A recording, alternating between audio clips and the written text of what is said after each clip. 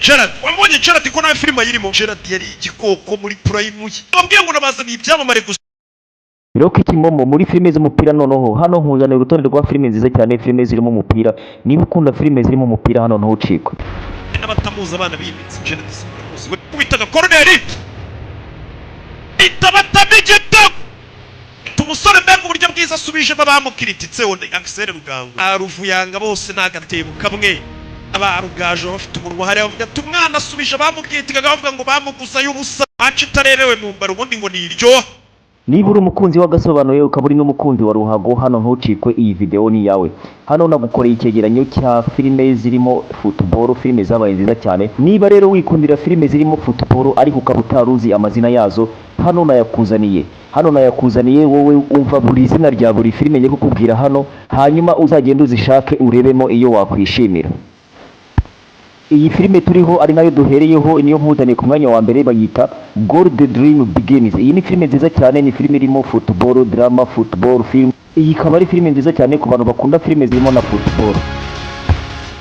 Pasa wakigwa kigiye gutsinda pasa baro. Afine itabatamigito.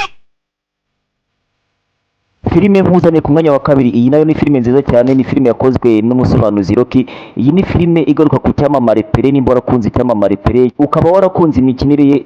Iyi filime izina ryayo ni Pele Birth of Legend. Iyi ni filime nziza cyane igaruka ku mukinnyi w'igihangange Pele. Iyi ikaba ari filime kandi nanone igaruka ku mateka y'ubuzima bwe. Iyi ni filime nziza cyane ku bantu bakunda filime zirimo na football. Niba uri umukunzi w'agafilime ukaba uri umukunzi w'agasobanuye ariko ukaba unikundira football muri rusange iyi filime ntizagucike. Iyi ni filime nziza cyane iyi ni filime y'iceri gacika. Iyi filime izina ryayo ni Bend It Like Beckham. Iyi ni filime nziza cyane ku bantu bakunda filime zirimo ruhago aho waba uri hose genda wegera abacuruzi b'agafilime ubabwire uti ndashaka filime yitwa Bend It Like Beckham. Filime nkuzaniye hano ku mwanya wa kane iyi nayo ni filime nziza cyane filime yagarutse ku mateka y'ukuntu ikipe ya Leta Zunze Ubumwe za Amerika yatsinze ikipe y'igihugu y'Ubwongereza mu gikombe cy'isi aha byari mu mwaka w'1950. Filime nkuzaniye ku mwanya wa gatanu wow nimba utarareba iyi filime rwose warahombye. Iyi ni filime nziza cyane iyi ni filime yagarutse ku mateka ya Manchester United waba uri umufana wa Manchester United waba utari umufana wa Manchester United ariko ukaba ukunda filime zirimo football iyi filime ntizagucike. Izina ni United. Iyi ni filime nziza cyane ku bantu bakunda filime zirimo football. Iyi filime kandi igaruka ku mateka ya Manchester United nyuma y'impanuka y'indege yabaye mu mwaka w'1958. Iyi mpanuka wasanga utaruyizi kandi uri umufana wa Manchester United.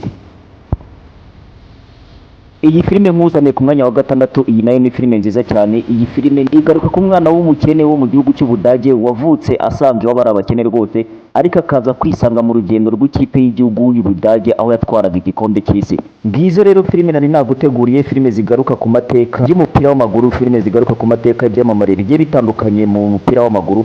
Ndagushimiye wowe twabanye muri iki kiganiro tukaba tugeranye ku musozo. Imana iguhe umugisha wari kumwe nanjye Harare Menyanire.